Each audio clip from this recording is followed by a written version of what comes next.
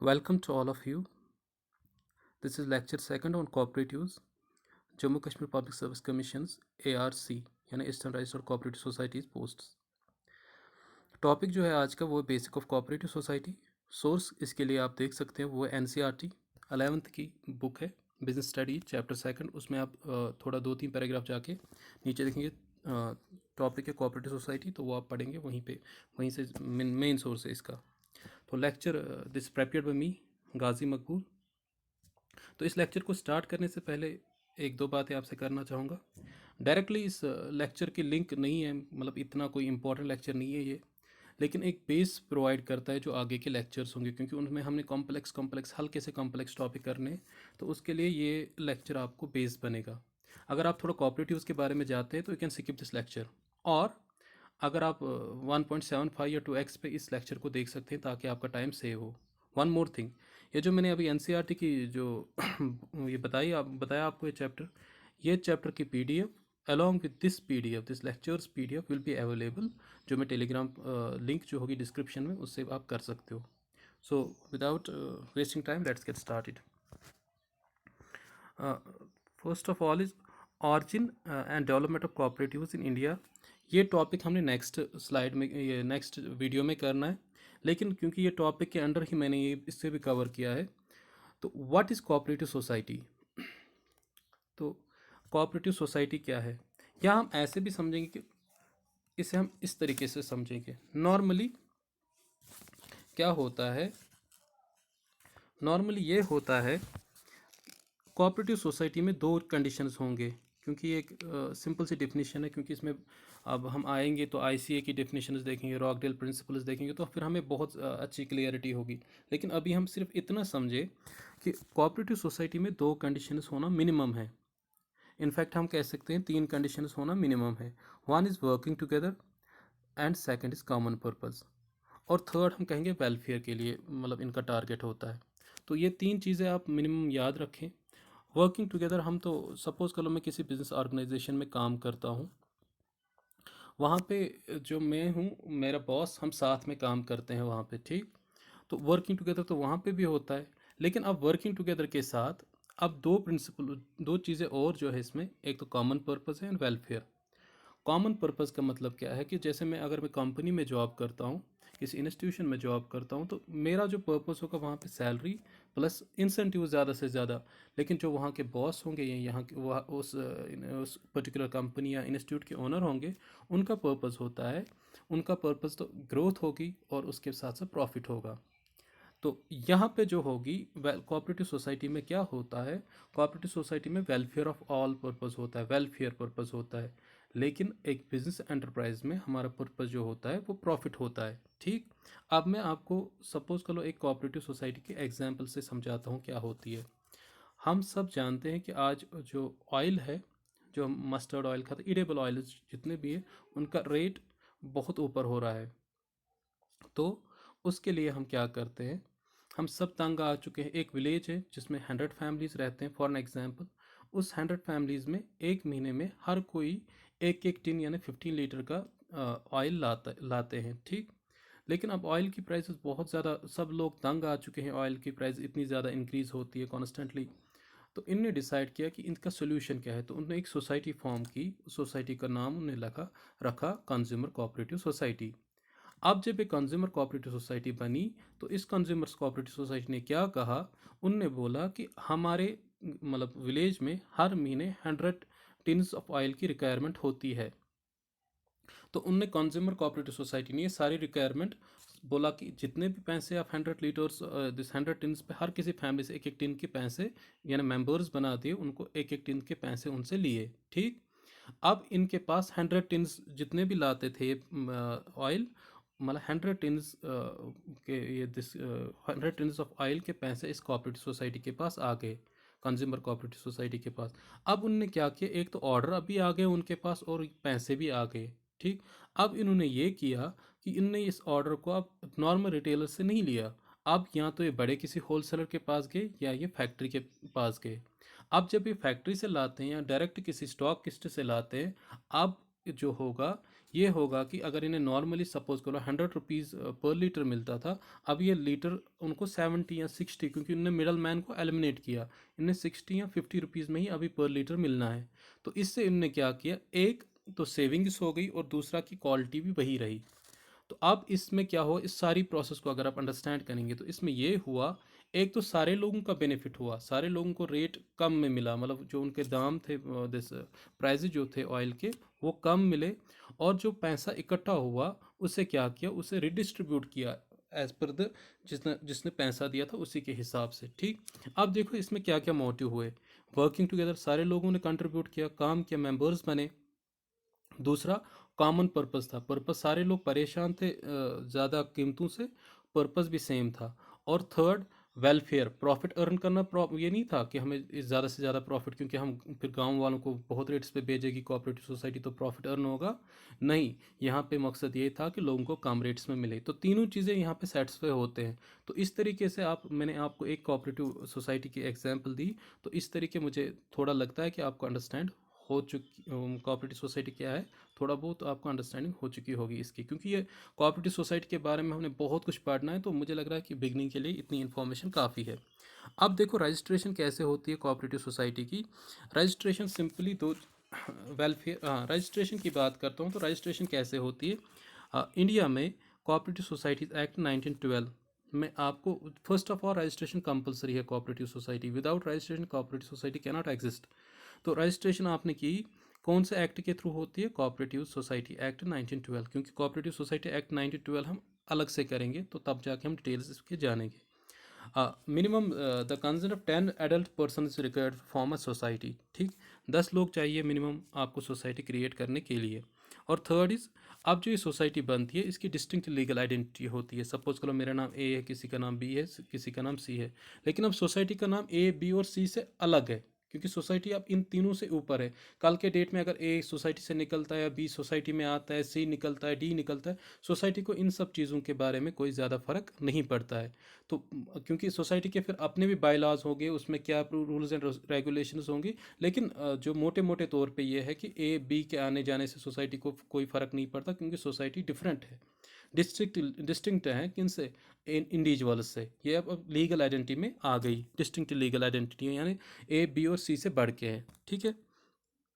और another thing is यहाँ पे कि आपको जब कोऑपरेटिव सोसाइटी क्रिएट करनी है तो आपको थोड़ा कैपिटल की ज़रूरत है, जो कि मेंबर्स कंट्रीब्यूट करते हैं। ठीक, फर्स्ट में आपको कुछ कैपिटल की ज़रूरत भी पड़ेगी। ठीक, so let's move to next. हाँ, नाउ कुछ दिस फीचर्स है सोसाइटीज़ के। The first feature is, cooperative society के कुछ फीचर्स है, वॉलंटरली मेंबरशिप। तो वॉलंटरली मेंबरशिप में क्या होता है, नो कंपल्सन टू ज्वाइन और quit. Number second, open to all is respect of their religion, caste and generation. अब देखिए, और irrespective of their religion, caste और दिस जेंडर। अब इसमें क्या है, ये सिंपल सी बात है कि कोई आपको कंपल्स नहीं करेगा, मतलब कोई आपको फोर्स नहीं करेगा कि आपको ये सोसाइटी हमारी ज्वाइन करनी है। आप चाहो तो आप ज्वाइन कर सकते हो, आप नहीं चाहो तो आपको कोई फोर्स भी नहीं कर सकता है। ठीक, तो दैट मीन्स कि इसमें थोड़ी फ्रीडम तो है कि आप ज्वाइन करना चाहोगे नहीं करना चाहोगे, वन। सेकंड, आप क्विट भी कर सकते हो, नहीं सिर्फ इतना ही नहीं कि आप ज्वाइन ही करोगे, आपको क्विट करने की भी फ्रीडम है। लेकिन उसके लिए आपको थोड़ा नोट्स देना पड़ेगा कि जो मेंबर्स होंगे वो कहेंगे आपको 2 महीने के बाद आप क्विट कर सकते हो। That depends upon the bylaws of society. जो बायलॉज ऑफ सोसाइटी, जब हम ये एक्ट्स को करेंगे तो हम डिटेल में इन सब चीज़ों को करेंगे। और जे एंड के कोऑपरेटिव्स के एक्ट भी हमने करने हैं, तो वहाँ पे आपको बहुत ज़्यादा क्लियरिफिकेशन होगी कि कैसे क्या करना है। ठीक, तो 3 एक्ट्स करने हैं हमें जे एंड के 89, 2001 एंड 99। तो वहाँ पे आपको बिल्कुल क्लियरिफिकेशन मिलेगी। तो इतना हम जान सकते हैं, यहाँ पे सिर्फ वॉलंटरी है, क्विट करना भी और ज्वाइन करना भी। ठीक, और ओपन टू ऑल, आप ये नहीं कह सकते कि हमारी सोसाइटी जो है ये मुस्लिम्स के लिए ही है, या नहीं कह सकते ये सिख सोसाइटी है तो सिख ही आ सकते हैं, इसमें पार्टिसिपेट कर सकते हैं। आप ये नहीं कह सकते हिंदूज़ की सोसाइटी है, तो this is open for all, on the base of religion, on the base of caste, आपको ओपन रखनी पड़ेगी ये।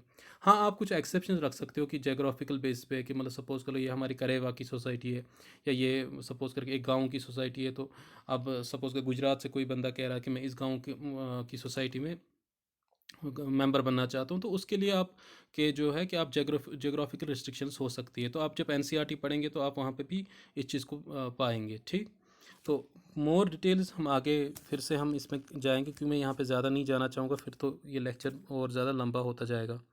Then next is legal status. Registration is compulsory, मैंने क्या ऑलरेडी कह चुका हूँ। Separate legal identity distinct from its individual members, तो ये चीज़ मैं एक्सप्लेन कर चुका हूँ, अब नहीं करूँगा क्योंकि लेक्चर लंबा होता जाएगा। लिमिटेड लायबिलिटी का मतलब ये है कि अब देखो, आपने आपकी जो कोऑपरेटिव सोसाइटी है, क्योंकि गवर्नमेंट इन्हें सब्सिडीज़ देती है, लोन्स देती है, मतलब इजी रेट्स पे, इजी इंटरेस्ट रेट्स पे। तो सपोज़ करो आपकी कोऑपरेटिव सोसाइटी ने कोई लोन लिया है अब इसमें आप 100 बंदे हो, तो आपने कोई लोन लिया है, तो आप अब जब लोन वो चुकाने आएंगे, मतलब जो आपसे लोन वापस लेने आएंगे आपसे, तो आपको, आप एक इंडिविजुअल हो, इस सोसाइटी के 100 मेंबर्स में आप एक इंडिविजुअल हो, तो आपको 100 लोगों के बिहाफ पे आपको लोन आपसे वो नहीं लेंगे, मतलब सॉरी, वो पैसे वापस चुकाएंगे नहीं आपसे। ठीक, तो क्या होगा कि आपसे मैक्सिमम वो आपके जो कैपिटल है, कैपिटल के हिसाब से ही आपको दिस आपकी लायबिलिटी होगी। जितना आपने कंट्रीब्यूट किया था कैपिटल, तो उसी के हिसाब से आपकी लायबिलिटी होगी, ना कि on the behalf of all these members. तो इस तरीके से क्या होगा कि लायबिलिटी लिमिटेड होगी, कंट्रीब्यूटेड जो होगा आपने कैपिटल उसके हिसाब से। ठीक, तो ये भी हमने एक्सप्लेन करना है आगे। कंट्रोल, तो अब नॉर्मली क्या होता है, जो हमारे बिजनेस ऑर्गेनाइजेशंस होती हैं उनमें हमने कुछ शेयर होल्डर्स, फिर हम जैसे होते हैं, हमारे डिफरेंट शेयर होल्डर्स होते हैं, तो फिर हम बोर्ड ऑफ डायरेक्टर्स बनाते हैं, और बोर्ड ऑफ डायरेक्टर्स फिर डिसीजंस लेते हैं बिजनेस को लेके। ठीक, ये पॉइंट भी किया, ये पॉइंट भी किया, और ये पॉइंट भी किया।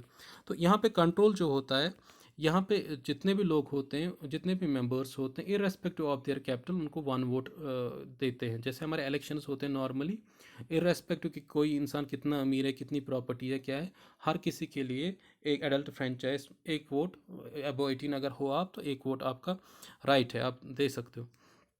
तो यहाँ पे भी राइट टू वोट है, 1 पर्सन 1 वोट है। तो फिर ये जो लोग होते हैं इलेक्टेड मेंबर्स से, अपने आप के लिए एक जिस कोऑपरेटिव सोसाइटी के लिए इलेक्टेड मैनेजिंग कमेटी बनाते हैं। तो मैनेजिंग कमेटी ऑलमोस्ट उन्हीं लोगों को चुनते हैं जिनको थोड़ा एक्सपीरियंस हो, जिनको ये अच्छा, मतलब जिनको ये पसंद करते हैं कि अच्छे से काम करेंगे, तो उस कमेटी को चुना जाता है। और उस कमेटी को, यानी कि डेमोक्रेटिक कैरेक्टर है इस सोसाइटी का।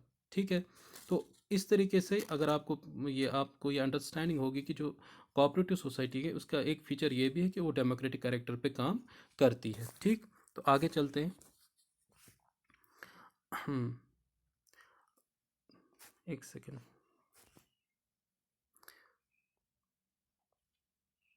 हाँ, तो अब जो है, हम कोऑपरेटिव सोसाइटीज़ की एक और फीचर है, वो है सर्विस मोटिव। जैसे मैंने कहा कि हमारा जो नॉर्मल जो होता है, हमारा बिजनेस का मोटिव जो होता है, वो होता है प्रॉफिट मोटिव। हम प्रॉफिट को, मतलब यहाँ पे मोटिव होता है नॉर्मल बिजनेस एंटरप्राइज के लिए। लेकिन यहाँ पे जो सर्विस होती है, सर्विस मोटिव, फिर से आप वही एग्जांपल को याद करें जो मैंने फर्स्ट स्लाइड में ही कही थी आपको, एक ऑयल की एग्जांपल, कंज्यूमर कोऑपरेटिव सोसाइटी की एग्जांपल। तो वैसे ही म्यूचुअल हेल्प एंड वेलफेयर, यानी सर्विस सबका हेल्प करें, म्यूचुअल हेल्प, जो हमारी कॉमन मुश्किलात है उसको, उस मुश्किलात को सॉल्व करने की कोशिश है, यानी म्यूचुअल हेल्प, एक दूसरे की हेल्प कर सकें। और क्योंकि यही जज्बा इस कोऑपरेटिव सोसाइटी को डोमिनेट करता है, ना कि ये जज्बा कि हमें अर्न करना है। इन केस ऑफ सरप्लस, जैसे वहाँ पे भी सरप्लस जनरेट हुआ था, तो उसको क्या करते हैं, distributor among the members as dividends in the conformity with the bylaws of society. जो सोसाइटी के बायलॉज होते हैं उसके हिसाब से वो उनको डिविडेंड्स मिलते हैं, उसके मतलब जितना उनका कैपिटल हो, जितना उनका कंट्रीब्यूशन हो, उसके हिसाब से। ठीक, तो ये पॉइंट भी आप करेंगे, क्योंकि ये हमने आगे बहुत बार करने हैं, क्योंकि हमने रॉकडेल प्रिंसिपल जब करेंगे, उसके उनके 3 वर्जन्स हैं। हर तीनों वर्जन्स में, रॉकडेल प्रिंसिपल्स के तीनों वर्जन्स में हमने ये सर्विस मोटिव पढ़ना है। ठीक है, तो वहाँ से आईसीए में भी ये करना है, तो मैं नहीं चाहता हूँ कि यहीं पे हम इसे बहुत ज़्यादा टाइम इस पे दें। ठीक, तो इसके बाद हम आते हैं मेरिट्स पे। तो मेरिट्स क्या है, equality in voting stats, 1 man 1 vote. Simple बात, ये हमने की भी डिस्कस कि 1 मैन 1 वोट, हर किसी बंदे को एक ही वोट मिलेगा, इर्रेस्पेक्टिव कि वो, मतलब कि इर्रेस्पेक्टिव कि कैपिटल कंट्रीब्यूशन किसी ने कितना कैपिटल कंट्रीब्यूट किया, लेकिन एक बंदे को एक ही वोट मिलेगा। लिमिटेड लायबिलिटी, ये भी डिस्कस कर चुके हैं हम, limited to the extent of their capital contribute, personal assets are being safe. अब ऐसा नहीं हो सकता है कि सपोज करो आपने कोऑपरेटिव सोसाइटी में कोई चीज़ बनाई है, तो आपको फिर किसी पैसे, मतलब कोई लोन आपसे चुकाने आ गया है तो आप क्या घर का ज़मीन लेके वो बेच देंगे? नहीं, आपकी जो मतलब लायबिलिटी है वो इतनी है कि जितना आपने कैपिटल कंट्रीब्यूट किया है, अगर आपको खुद ना खासा कुछ कोई प्रॉब्लम होती है तो उसी पे आपको मतलब पकड़ा जाएगा, ना कि आपके घर का मतलब मकान या घर की कोई प्रॉपर्टी बेच के कोऑपरेटिव सोसाइटी का लोन चुकाया जाएगा, ऐसा नहीं होगा। तो दैट मीन्स कि लिमिटेड लायबिलिटी इज़ देयर। तो ठीक है, personal assets are being save from use to repay business debits. ठीक, स्टेबल एक्सिस्टेंस, ऑब्वियस सी बात है। Death bankruptcy do not affect the continuity of cooperative society. ये हमने पहले ही कहा कि ए बी सी अगर कोऑपरेटिव मतलब 10 लोग हैं तो ए के आने से या जाने से कोई उतना फ़र्क नहीं पड़ेगा कोऑपरेटिव सोसाइटी का, क्योंकि कोऑपरेटिव सोसाइटी इट सेल्फ है लीगल आइडेंटिटी, उनकी इट सेल्फ कोऑपरेटिव सोसाइटी एक लीगल की इट सेल्फ लीगल आइडेंटिटी होती है। तो दैट मीन्स कि ए बी सी के आने से या जाने से कोई ज़्यादा फ़र्क नहीं पड़ेगा कोऑपरेटिव सोसाइटी को। ठीक, इकॉनमी इन ऑपरेशन, तो इकॉनमी इन ऑपरेशन से क्या होता है? वन इज़ दैट कि इट एलिमिनेट्स मिडल मैन। ठीक है, जो मिडल मैन होते हैं, ए यहाँ पे है और बी यहाँ पे है, तो जो मिडल मैन इनके दरमियान कंज्यूमर कोऑपरेटिव सोसाइटी में, तो इन्होंने मिडल मैन को हटा के ए ने सीधा बी से, अगर सपोज ए फैक्ट्री है तो ये यहाँ पे कंज्यूमर है। तो एक चीज़ मैं आपको बताऊंगा, आप कंज्यूमर और कस्टमर के बारे में जो डिफरेंस है वो मुझे बताएंगे कमेंट सेक्शंस में। ठीक है, कंज्यूमर क्या होता है और कस्टमर क्या होता है। ठीक, अब जो है जो कंज्यूमर है, बी कंज्यूमर है, तो इनने जितने भी मिडल मैन को हटा दिया तो इससे first of all economy in operations होगी, तो काम तो मतलब सीधी सी बात है, एक तो पैसा बचेगा। नेक्स्ट ये कि जितना भी काम है ये मतलब वॉलंटरी बेस पे करते हैं, तो जब वॉलंटरी बेस पे करते हैं आपको कोई सैलरी मतलब आपको कोई पर्सन को हायर नहीं करना पड़ेगा, उनको पैसे नहीं देने पड़ेंगे, तो वहाँ से भी आपकी इकॉनमी इन ऑपरेशंस आती है, यानी कि काम करने में आपके खर्चे कम होते हैं। ठीक, member generally offer this voluntary services to the society। ठीक, fourth point this fifth point is support from government. सीधी सी बात है, गवर्नमेंट क्या होती है? वेलफेयर ऑफ पीपल के लिए होती है। जब आप कोई ऐसा काम करते, जैसे हमारे एनजीओज होती हैं, उन्हें गवर्नमेंट की तरफ से सब्सिडीज़ मिलती हैं, बहुत सारे कुछ बेनिफिट्स उन्हें गवर्नमेंट की तरफ से मिलती है। ऐसे जब कोऑपरेटिव सोसाइटी आती है, हेल्प करती है लोगों की, वेलफेयर उसका मोटिव होता है, तो गवर्नमेंट तो आती है। और नेक्स्ट ये है कि डेमोक्रेटिक प्रिंसिपल भी काम करती है, तो ऐसे चीज़ों में गवर्नमेंट की हेल्प आती है। अब हेल्प कैसे आती है? इनको low taxes, low interest on loans, subsidies इनको मिलती है। ठीक, तो ये चीज़ें भी हमने आगे डिटेल में करती। Ease of formation, minimum simple सी बात है, आपको सिर्फ ऑफिस में जाना है, 10 लोग साथ में लेने हैं और आपको रजिस्टर करना है, उतना कोई इसमें वो बैंक लोन लेने से इजी तो है कोऑपरेटिव सोसाइटी को क्रिएट करना। ठीक, अब डिमेरिट्स, मुझे यहाँ पे एक अपनी स्टोरी थोड़ी सी मैं शेयर करूँगा आपको। मैं के एस के JKPSC सिविल सर्विस एग्जामिनेशन के इंटरव्यूज़ में गया था, तो क्योंकि मैंने वहाँ पे लिखा था, अपने डैप में लिखा था कि मेरी जो हॉबी है, मुझे एप्पल ऑर्चर्डिंग बहुत पसंद है। तो फर्स्ट क्वेश्चन, जैसे मैं यहाँ से मैंने उनको अपना इंट्रोडक्शन दिया, तो वहाँ से फर्स्ट क्वेश्चन यही था, क्योंकि मैंने जो प्रेपेयर किया था कि मतलब एप्पल के रिगार्डिंग जितने भी बेनिफिट्स हैं वो मैंने सारे प्रेपेयर किए थे, हाई डेंसिटी प्लांटेशन को। फर्स्ट क्वेश्चन जो मुझे JKPSC के चेयरमैन जो देवा साहब थे, उनने पूछा कि discuss two demerits of high density, जो एप्पल हाई डेंसिटी प्लांटेशन के दो डिमेरिट्स बताओ। तो मुझे डिमेरिट्स जैसे मेरिट्स, मतलब क्योंकि मैंने मेरिट्स का साइड सारा देखा था, तो उन्होंने डिमेरिट्स पूछे, तो वैसे यहाँ पे भी आप थोड़ा डिमेरिट्स को देखो, एक बार गो थ्रू करो, क्योंकि पता नहीं कब क्या चीज़ आपसे पूछी जाएगी। इनको मैं ज़्यादा एक्सप्लेन नहीं करूँगा, मैं सिंपली पढ़ूंगा, तो आप मुझे जितने फॉर्म सबमिट किया होगा इतना तो वो अंडरस्टैंड कर सकते हैं। लिमिटेड रिसोर्स, क्योंकि आप बाहर से बंदों को हायर नहीं कर सकते हो पैसों के लिए, तो लिमिटेड रिसोर्स है। इन एफिशिएंसी इन मैनेजमेंट, सीधी सी बात है, आप प्रोफेशनल्स को नहीं लाओगे तो खुद जितना आप कर सके वो उतना ही करोगे ना, प्रोफेशनल जब आएंगे तो आप में आपकी एफिशिएंसी तो ज़्यादा आएगी। अनेबल टू अट्रैक्ट प्रोफेशनल्स, तो सिंपल सी बात है। लैक ऑफ सिक्रेसी, क्योंकि ये ओपन टू ऑल है, जब आप कोऑपरेटिव सोसाइटीज़ के एक्ट पढ़ेंगे तो वहाँ पे आपको पता चलेगा कि इसमें ये भी प्रोविजन है कि लैक ऑफ सिक्रेसी, क्योंकि ये जो भी डिस्कशंस होंगे वो ओपन डिस्कशंस होंगे, ये 2 या 3 लोगों तक महदूद नहीं होंगे। तो गवर्नमेंट कंट्रोल, जब गवर्नमेंट आपको सब्सिडीज़ देगी, इंटरेस्ट रेट्स कम देगी, तो ऑब्वियस सी बात है गवर्नमेंट तो आप पे नज़र भी रखेगी गवर्नमेंट।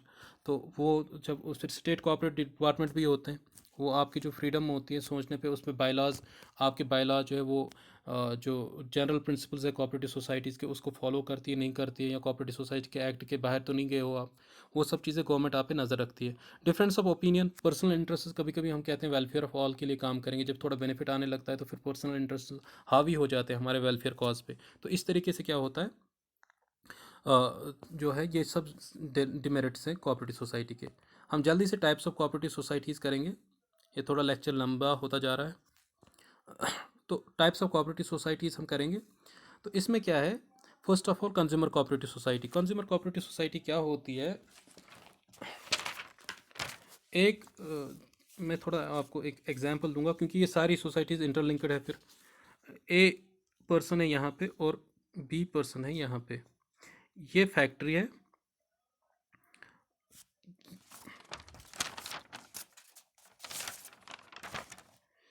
ये फैक्ट्री है, और यहाँ पे जो है ये भाई साहब जो है ये मिडल मैन है। ठीक, यहाँ से प्रोडक्ट जो भी इन्हें चाहिए इनके पास जाता है और यहाँ से इनके पास जाता है। ठीक है, ये कंज्यूमर है और ये फैक्ट्री है या ओनर है जिसे हम कह सकते हैं। जब यहाँ से ये प्रोडक्ट अगर ये 10 रुपीज़ में है तो ये अपने 5 रुपीज़ मिडल मैन चार्ज करता है और कस्टमर के पास 15 रुपीज़ में पहुँचता है। अब जब ये लोग तंग आ चुके हैं तो इनने बोला कि हम क्यों ना एक बल्क सा ऑर्डर क्रिएट करें ताकि ये फैक्ट्री वाला हमें इंटरेस्ट हो। तो इनने कंज्यूमर कोऑपरेटिव सोसाइटी बनाई। तो कंज्यूमर कोऑपरेटिव सोसाइटी ने क्या बोला कि जितने भी हमारे मेंबर्स के ऑर्डर हैं वो सारे कलेक्ट करो आप। जब इन्हें सारे ऑर्डर्स कलेक्ट किए, क्योंकि अब इनके पास बल्क ऑर्डर्स आ गए, तो इनने डायरेक्ट फैक्ट्री के साथ बात की या डायरेक्ट किसी बड़े होलसेलर के पास से बात की, बोला कि हमारे पास इतने ऑर्डर्स हैं ये आपको देने हैं। तो जब ये होलसेलर इतने बड़े ऑर्डर्स अब इनसे ले लिए तो इनको डिस्काउंट्स मिले। ठीक है, तो इनने क्या किया, इस मिडल मैन को एलिमिनेट किया। जब इनने मिडल मैन को एलिमिनेट किया तो ये इनने लाइन चूज़ कर दी, यहाँ से प्रोडक्ट्स आ गए कंज्यूमर सोसाइटी के पास और सोसाइटी ने फिर डिस्ट्रीब्यूट किया अपने कंज्यूमर अपने मेंबर्स को। ठीक, तो इस तरीके से जो नॉर्मल जो 15 रुपीज़ की रेट थी अब इन्हें 10 रुपीज़ में पड़ा, क्योंकि अब जो मिडल मैन का खर्चा था वो बचा दिया इनने। ठीक, तो इस तरीके से आप ये सारी चीज़ें समझ सकते हो। अब क्या है, consumer cooperative society form to protect the interest of consumers, good quality product and reasonable rates. तो आपको पता चला कि अभी कि प्रोडक्ट तो वही था लेकिन इसको जो परचेज करने का तरीका था वो थोड़ा इन्होंने चेंज कर दिया, वही प्रोडक्ट उनको अब रीजनेबल रेट्स में मिलने लगा। Eliminates middle man plus purchase in bulk. ठीक है, दोनों बातें। तो इससे क्या होता है, प्रॉफिट इनको मिलता है और जब प्रॉफिट मिलता है उसे जो इनने प्रॉफिट अर्न किया है उस प्रॉफिट को फिर ये डिस्ट्रीब्यूट करते हैं। ओके, तो ये हो गया। Then there is producers cooperative society. तो अब प्रोड्यूसर्स कोऑपरेटिव सोसाइटी के बाद मैं थोड़ा बताता हूँ आपको। ये यहाँ पे जो है रॉ मटेरियल का सोर्स है। ठीक, ये बड़े बिजनेसमैन है।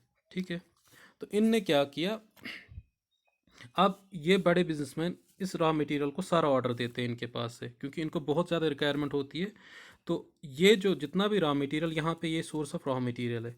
अब जो स्मॉल स्मॉल बिजनेसमैन होते हैं, स्मॉल बिजनेसमैन जो होते हैं उनके पास क्योंकि ऑर्डर कम होते हैं तो इनके पास इतनी मोटिवेशन नहीं होती है कि रॉ मटेरियल मतलब इनको देने की। तो जब उन्हें बल्क में ऑर्डर मिलता है तो ये इनसे ही बड़े बिजनेसमैन ने सारा फर्स्ट ऑफ ऑल उनका जो रॉ मटेरियल था वो सारा ले लिया। तो अब एक तो स्मॉल बिजनेसमैन थोड़ा कंपटीशन की वजह से भी बड़े बिजनेसमैन से परेशान है, दूसरा जब उनको रॉ मटेरियल की शॉर्टेज आ गई तो वो कैसे कर सकते हैं मतलब ये कंपटीशन ऐसे हालात में। तो इस तरीके से जो स्मॉल बिजनेसमैन थे वो पीछे से पीछे होते जा रहे हैं।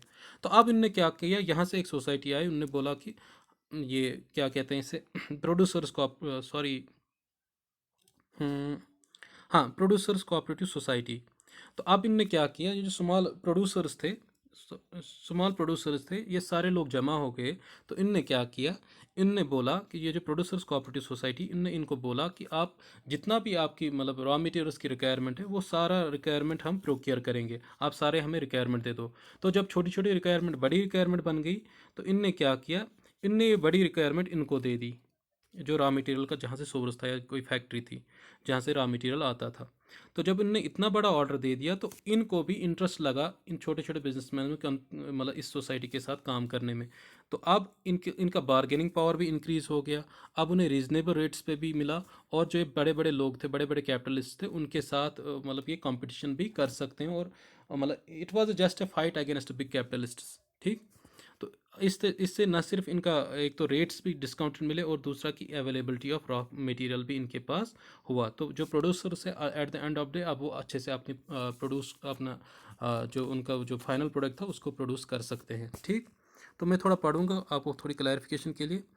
Producers cooperative society to protect the interest of small producers inputs procures inputs for the production of goods to meet the demands. The society aims to fight big capitalists uh, and enhance the bargaining power of small producers, supplies raw material, inputs, equipment to its members and also buys their output for sale। तो सारे लोगों को वो purchase भी करती है, उनका जो आउटपुट होता है तो उसे फिर इसी तरीके से सेल भी करती है। ठीक, तो next is this marketing cooperative society. तो मार्केटिंग कोऑपरेटिव सोसाइटी में क्या होता है, इसमें भी यही होता है कि एक दो प्रोड्यूसर्स यहाँ पे, एक सेकेंड,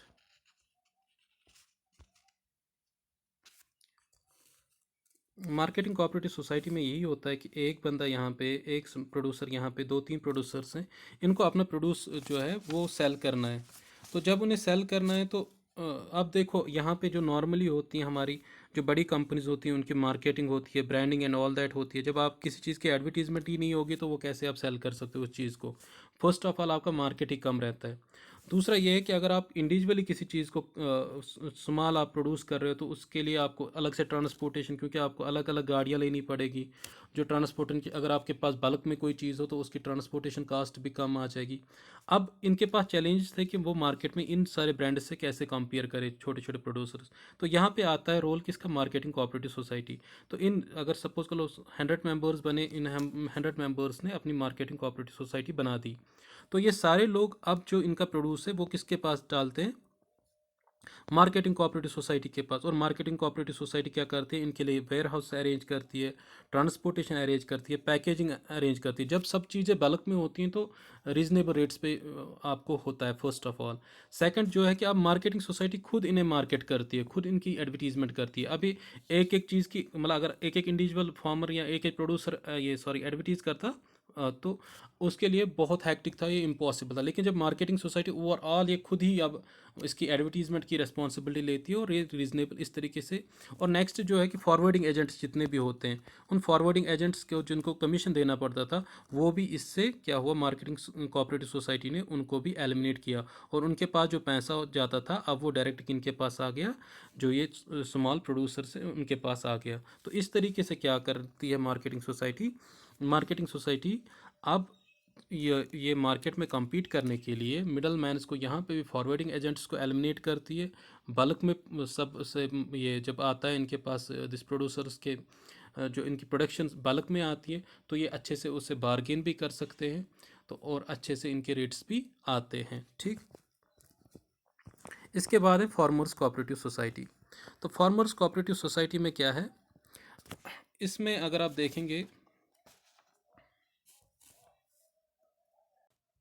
तो फार्मर्स कोऑपरेटिव सोसाइटी में एग्जांपल दो, एक फार्मर का लैंड है, दूसरे फार्मर का लैंड है, तीसरे फार्मर का लैंड है, एक दो तीन, ये फार्मर्स के लैंड्स हैं यहाँ पे। अब क्या नॉर्मली क्या होता है, एक तो सबसे पहले फ्रेगमेंटेशन ऑफ लैंड होता है, क्योंकि ये मेरा ज़मीन इतना ही है तो मुझे यहाँ से फेंसिंग करनी है इस ज़मीन को, यहाँ से भी फेंसिंग करनी किसी दूसरे बंदे को, तीसरे बंदे को भी फेंसिंग करनी है, फिर यहाँ से अलग सड़क जाएगी यहाँ पे, यहाँ से अलग सड़क जाएगी यहाँ पे। तो दैट मीन्स कि बॉटम लाइन क्या है, वेस्ट लैंड एक तो होता है, इस फ्रेगमेंटेशन ऑफ लैंड से एक वेस्ट लैंड होता था। नंबर सेकंड है बाउंड्रीज पे भी ज़मीन हमारा ज़ाया होता था, उसमें हम कल्टीवेशन नहीं कर सकते थे। ठीक, तो अब आउटलाइन जो होती थी हमारे उसमें भी थोड़ा हमें मतलब वो हमसे भी थोड़ा ज़मीन ज़ाया होता था। ओवरऑल क्या होता था कि जो हमारा यील्ड था वो कम होता है। ठीक, कम होता था यील्ड नॉर्मली, जो हमारा नॉर्मल सिस्टम है। अब इसका सोल्यूशन क्या आ गया, फार्मर्स कोऑपरेटिव सोसाइटी। तो फार्मर्स कोऑपरेटिव सोसाइटी ने क्या कहा, बोला कि ये जो this farmers society cooperative society ने ये कहा, एक सेकेंड, इनने बोला कि ये जो F1 यहाँ पे एक था farmer first, farmer second, farmer third या फार्मर फोर, ये सारे लोग जो है इनके लैंड को मिलाया जाए, हम सब साथ में लैंड मिलाते हैं। अब जब जब लैंड साथ में इनने किया, मतलब साथ में अभी दिस करेंगे कल्टीवेशन, फर्स्ट ऑफ ऑल जो वेस्ट लैंड होगा वो ख़त्म होगा, क्योंकि वेस्ट लैंड कम होगा, मिनिमाइज होगा। अब बाउंड्रीज नहीं होंगी, अब इतने जो आपके वो जो डालते थे आप साइड्स में जो वेस्ट होता था एरिया, इनमें फेंसेस वेंसेस में, वो सारा कुछ ख़त्म हो गया। तो फर्स्ट ऑफ ऑल आपका जो जो प्रोडक्शन लैंड हो गया वो बढ़ गया। नेक्स्ट आप अब अच्छी मशीनरी भी अफोर्ड कर सकते हो, तो क्योंकि अगर आपका स्मॉल लैंड होल्डिंग है तो आप कोई अच्छी मशीनरी अफोर्ड नहीं कर सकते हो कि यार मेरा तो इतना ज़मीन है, मैं इतनी मशीन क्यों लाऊं। यहाँ पे आप कोऑपरेटिव सोसाइटी जो है वो अच्छी मशीन ला सकती है, अच्छे सीड्स आप प्रोक्योर कर सकते हैं, क्योंकि अब आप एक इंसान नहीं हो, आप बहुत सारे लोग हैं, तो इसमें आप एक्सपर्ट भी होंगे कोई, तो वो बेस्ट दिस क्या कहते हैं इसे, मशीनरी ला सकते हैं, अच्छे सीड्स ला सकते हैं। तो इस तरीके से क्या होता है, नॉर्मली जो फार्मर्स की इससे यील्ड बढ़ा, और यील्ड बढ़ के आप मार्केट भी इसे अच्छा कर सकते हो। और नॉर्मली जो इंडिया में जो प्रॉब्लम है फ्रेगमेंटेशन ऑफ लैंड की जो प्रॉब्लम है, एग्रीकल्चरल लैंड, वो प्रॉब्लम भी किसी हद तक इस दिस फार्मर्स कोऑपरेटिव सोसाइटी ने सॉल्व कर दी। अब थोड़ा मैं पढ़ता हूँ इसे। मेंबर्स हु विच मेंबर्स यानी फार्मर, जब भी मैं कहूँगा कि कोऑपरेटिव सोसाइटी, फार्मर जब होंगे तो फार्मर्स कोऑपरेटिव सोसाइटी, प्रोड्यूसर्स होंगे तो प्रोड्यूसर्स कोऑपरेटिव सोसाइटी। तो इसमें क्या होगा, जो मेंबर्स है, members who which jointly to take up farming activities am large scale farming and increase the productivity, provide better quality seeds, fertilizers, machineries, and other modern techniques for the use in cultivation, increase yield and solves problems associated with fragmentation of land holding। तो मैंने ये चीज़ें explain करी हैं, तो आगे देखते हैं।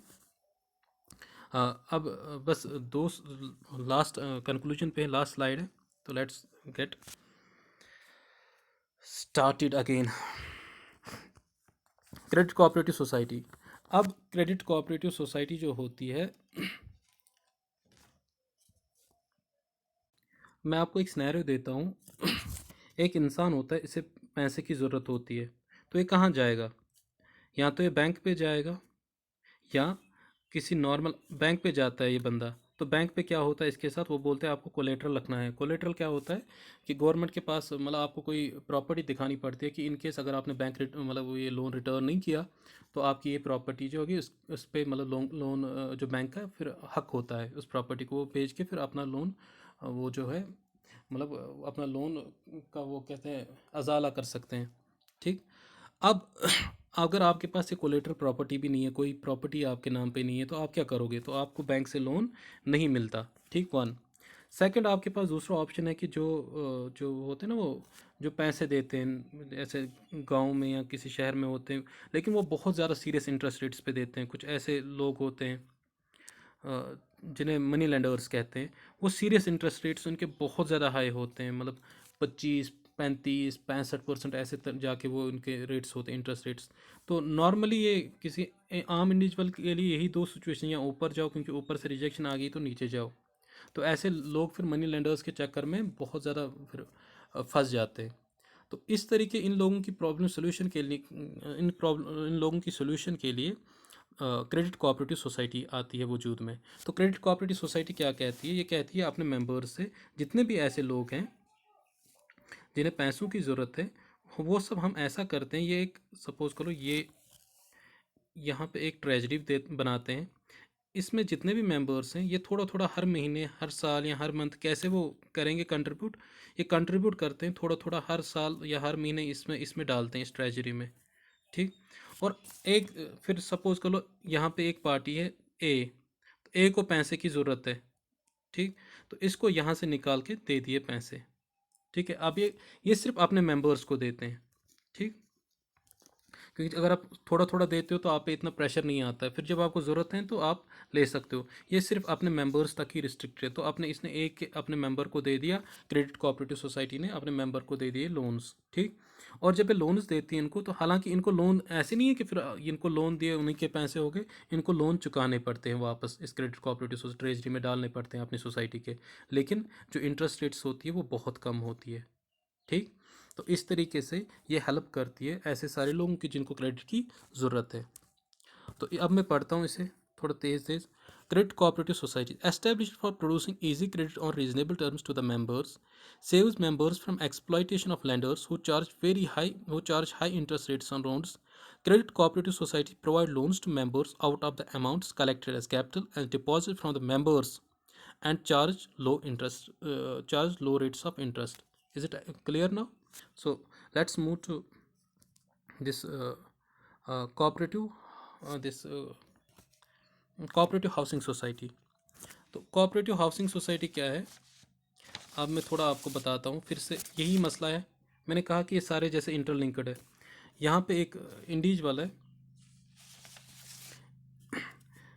इंडिविजुअल है, इसको मकान बनाना है, हाउस बनाना है, ठीक है, लेकिन ये हाउस नहीं बना सकता क्योंकि इसके पास पैसे नहीं है।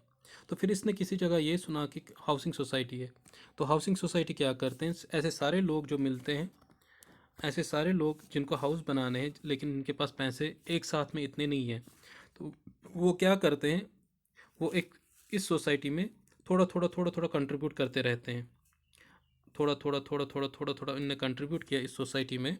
तो अल्टीमेटली क्या होता है कि जब उन्हें मकान बनाने होते हैं तो ये सोसाइटी इनके लिए मकान के लिए लैंड परचेज़ करते हैं, प्लॉट्स परचेज़ करती है, क्योंकि अब इनके थोड़ा थोड़ा तो इनके पास बहुत सारा पैसा जमा हो, तो इनने प्लॉट परचेज़ किया। या पहले अब ये मेंबर्स में एक मेंबर का मकान बनाएंगे, फिर नेक्स्ट इंस्टॉलमेंट दूसरे मेंबर का मकान बनाएंगे, तीसरे इंस्टॉलमेंट तीसरे मेंबर का। एक बायलाज के हिसाब से देखेंगे कैसे बायलाज सोसाइटी के होंगे, तो उस हिसाब से हर किसी को फ्लैट्स या मकान बना के देते हैं।